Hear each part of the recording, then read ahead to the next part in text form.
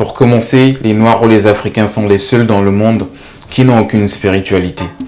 À part quelques peuples en Afrique qui ont gardé leur spiritualité ancestrale. Mais combien sont-ils? Ils sont très minoritaires. Disclaimer.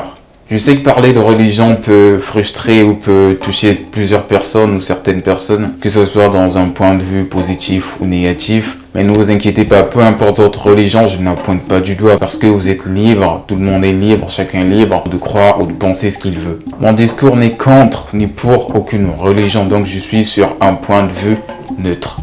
Donc c'est sur ces bases qu'on va continuer la vidéo. Quand nous partons dans le continent asiatique par exemple, dans les pays comme la Chine, l'Asie, la Chine, l'Inde, le Japon, tous ces pays-là, ils ont leur forme de spiritualité ou leur forme de religion. Et quand on vient en Europe, il y a aussi une forme de religion. Mais quand on descend en Afrique, on trouve quoi? On trouve le christianisme et l'islam. Notons que le christianisme et l'islam sont des religions qui viennent d'ailleurs. C'est des religions qui ont été importées sur le continent parce que nos ancêtres ne connaissaient pas ces religions. Et je veux encore le dire, je ne suis pas là en train de pointer du doigt aucune religion, je suis en train de parler des faits les gars. Je ne suis qu'en train d'exposer les faits. Vous savez ce qui s'est passé dans l'histoire avec les missionnaires qui sont venus en Afrique, ils ont tué des gens, ils ont coupé les mains, ils ont coupé les pieds des gens. De ce qui s'est passé avec les religions imposées, les gens qui sont morts, des gens qu'on a tués parce qu'ils ne voulaient pas accepter telle ou telle forme de pensée, telle ou telle forme de religion. On ne va pas revenir dans l'histoire les gars, ça je pense que vous devrez le savoir. Dans tout ça en fait, on peut voir qu'il y a un gros problème. Quand on parle du continent africain, le continent africain est formé de plusieurs peuples. Et ces peuples, ils ont leur culture, ils ont leur tradition, ils ont leur façon d'interagir dans la société. Et bizarrement quand on vient au niveau de leur religion, ils ont la religion en fait des personnes d'ailleurs. Il y a franchement un problème. Parce que des personnes qui vivent à des endroits différents ne peuvent pas avoir la même nourriture, ce qu'ils mangent, ils ne peuvent pas avoir les mêmes cultures, ils ne peuvent pas avoir la même façon d'adorer en fait. Donc ça veut dire qu'il y a une certaine influence extérieure qui a dominé la façon de penser ou la spiritualité des peuples africains. Au début, j'ai commencé avec la spiritualité et là, je rentre dans la religion. Intéressant quand même. Partons alors un peu dans le latin. On dit que le latin, c'est la base, c'est l'origine de la plupart des mots des langues latines. Le mot spiritualité vient de spiritus, qui signifie souffle, qui signifie esprit. Ce qui veut dire que la spiritualité, c'est tout ce qui est immatériel, c'est tout ce qu'on ne peut pas toucher. Donc en fait, quand tu es dans la spiritualité, tu te sens libre, en fait, tu es libre comme le vent. Et le mot religion vient du mot religio du latin, ce qui signifie ce qui attache ou retient.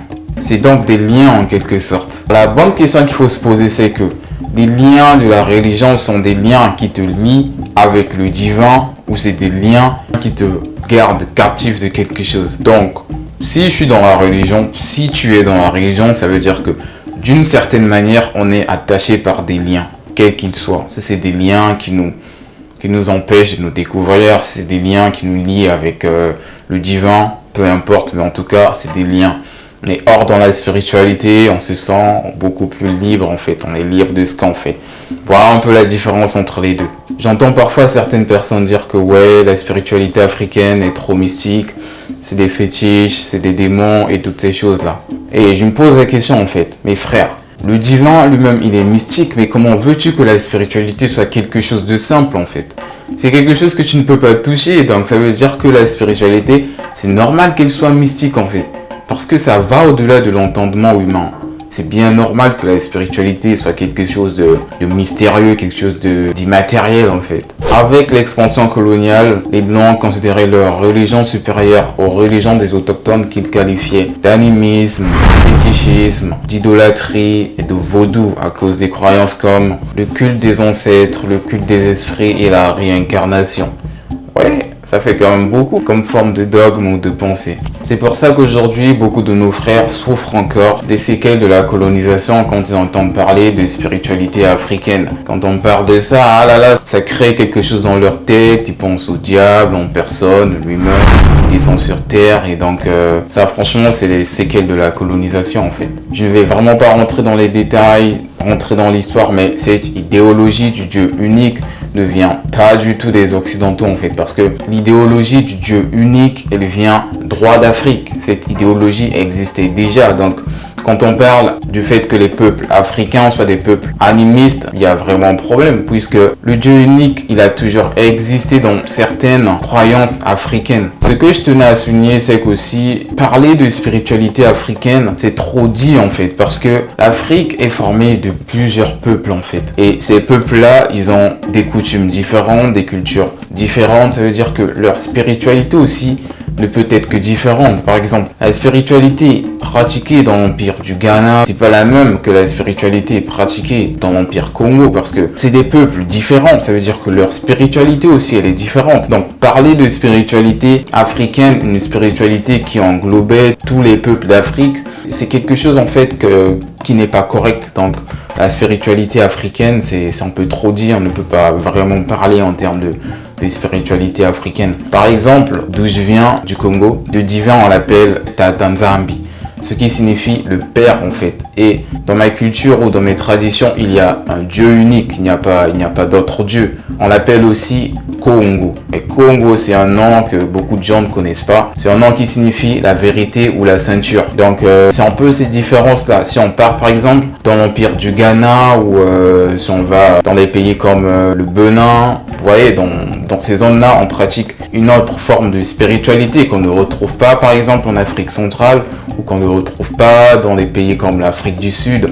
C'est pour ça que parler de spiritualité africaine, c'est un peu trop dit, parce que tous les peuples africains, c'est vrai que nous sommes sur le même continent, mais les cultures sont très différentes. Il suffit d'aller d'un pays à un autre ou d'une ethnie à une autre pour voir déjà cette diversité culturelle ou traditionnelle. Quand les Blancs sont venus en Afrique, c'était pour faire une campagne de démolition de toutes nos coutumes, de nos traditions et de notre spiritualité. Et aujourd'hui, on voit certains de nos frères qui ont encore ces séquelles de la colonisation dans leur tête, dans leur façon de voir les choses, dans leur façon de penser, que quand tu attaches un petit fil, ah là là, ils croient déjà à la sorcellerie. Quand on parle de médecine traditionnelle, de chauffer des plantes, faire ceci parce que ça soigne, on voit déjà les démons. Non, c'est de la sorcellerie. Toute cette démolition des Blancs a visiblement fonctionné en fait. Donc vous croyez vraiment que les Blancs ils nous aiment tellement qu'ils vont nous apporter toutes ces choses-là, que nous soyons sauvés, que nous partons au paradis pour